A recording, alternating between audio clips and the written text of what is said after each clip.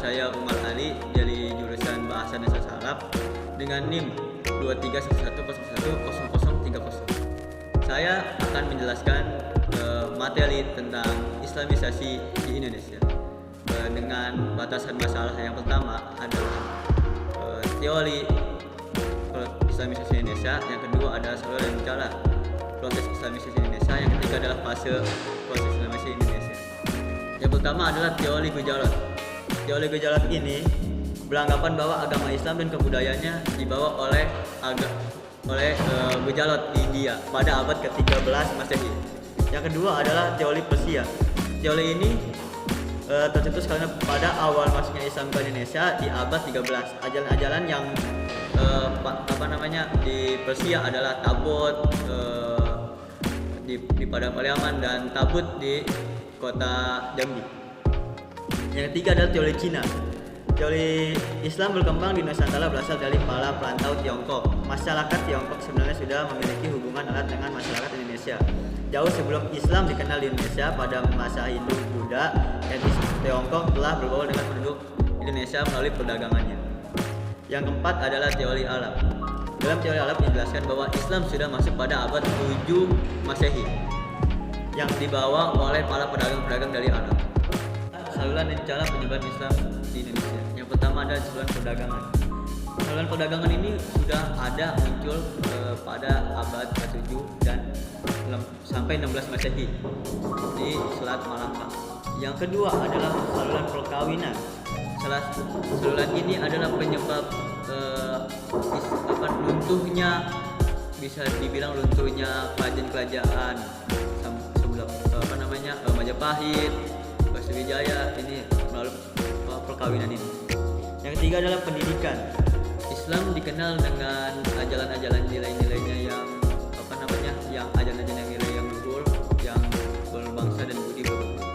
Maka pendidikan ini di Indonesia ini sudah ada sejak zaman dahulu dengan pondok pesantren, dengan madrasah-madrasah, dengan ngaji kajian oleh kiai dulu atau ulama-ulama di tanah tersebut.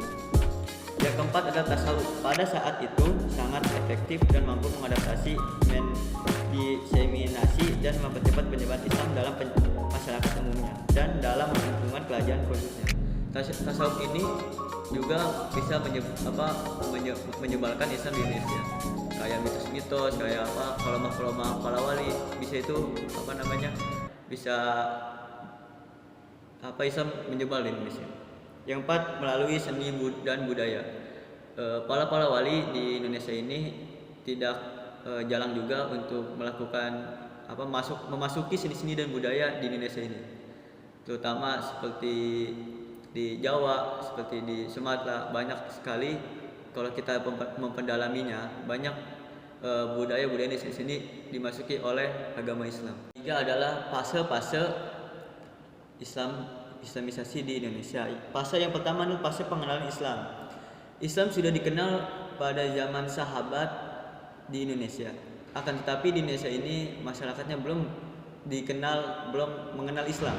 Akan tetapi sudah ada satu persatu yang memasuki Islam. Yang kedua adalah fase pelembagaan. Yang pertama adalah PERSIS. Persatuan Islam adalah sebuah organisasi di Indonesia. PERSIS didirikan pada tanggal 12 September 1923 di Bandung. Dipimpin oleh Haji Zamzam dan Haji Muhammad Yunus. Yang kedua adalah Muhammadiyah.